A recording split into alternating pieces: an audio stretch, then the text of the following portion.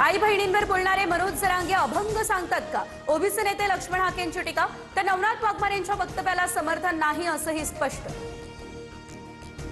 देवेंद्र फडणवीसांनी एकनाथ शिंदेंना मोठं होऊ दिलं नाही, मनोज जरांगेंचा आरोप। मराठ्यांनी शिंदेंना अजित पवारांना तळहातावर उचललं, मला कोणतंही राजकारण करायचं नाही, जरांगेंचं हे वक्तव्य।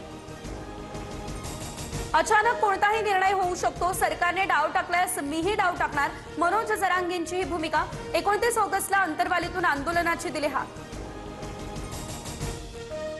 हायकोर्ट लिपिक परीक्षेतील गोंधळावरून अभिजित दिपकेंचा 7 दिवसांचा अल्टिमेटम। मराठवाडाभरात कारवाई न झाल्यास राज्यभर आंदोलनाचा इशारा। फेरपरीक्षेच्या लेखी आश्वासनानंतर दिपकेंच्या सरकारकडे 4 प्रमुख मागण्या। लिपिक पदाच्या परीक्षेबाबत हायकोर्टाकडून नोटीस जारी, तांत्रिक अडचणींची चौकशी सुरू, उमेदवारांना पुढील कार्यवाहीची अधिकृत माहिती देणार, कोर्टाचं हे आश्वासन।